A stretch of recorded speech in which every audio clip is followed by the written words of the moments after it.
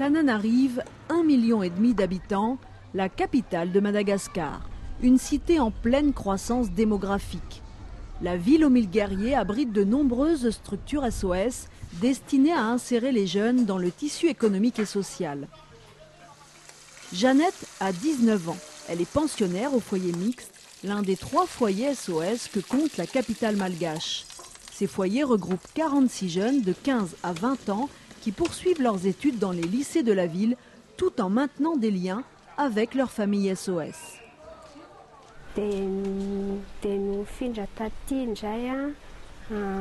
Quand je suis arrivée au foyer, c'était un peu difficile au début, même si c'est une continuité du village SOS. Parce que dans les maisons familiales, il y avait toujours la maman qui était comme une mère et qui est toujours comme une mère. Tandis qu'ici, c'est vraiment le début de l'indépendance.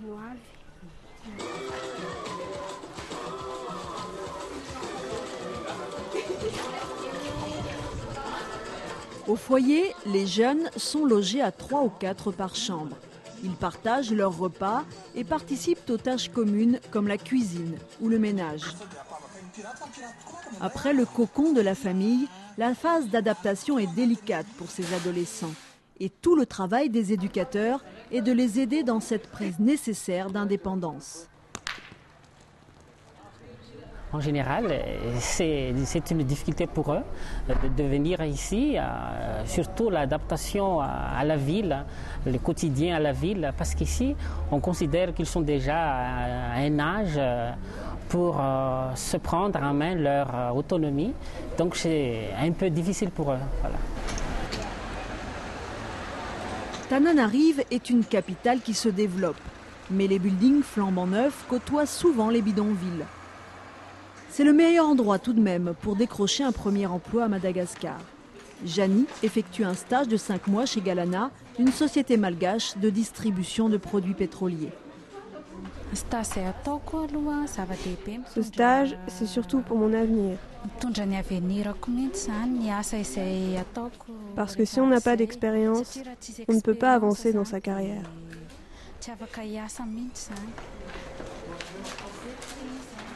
La jeune fille termine son stage. Depuis toute petite, elle a été prise en charge par les structures SOS du village d'enfants au foyer.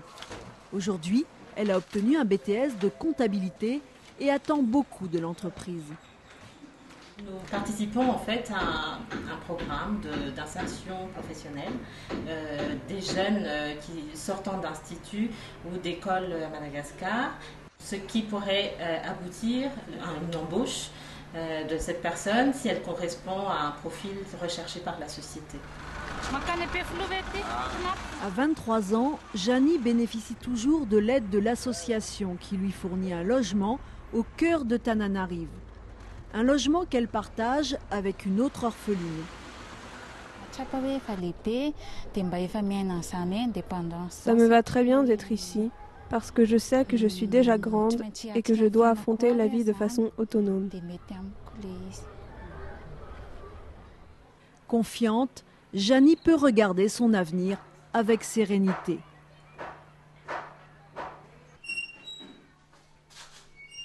Lui a déjà pris sa vie d'adulte en main.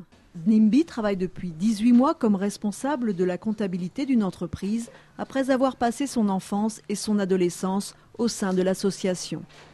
Quand on a vécu au village, j'ai jamais senti à un moment que tel enfant n'est pas mon frère ou ma sœur. Ils sont tous pareils pour moi. On jouait au foot ensemble, on travaillait ensemble au potager, on va à l'école ensemble et c'est magnifique.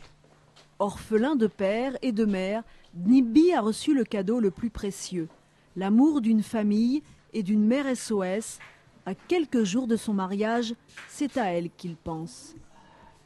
Je la remercie beaucoup parce que sans elle, je ne sais pas, parce que c'est elle qui nous a appris à faire le train-train de la vie quotidienne, quoi.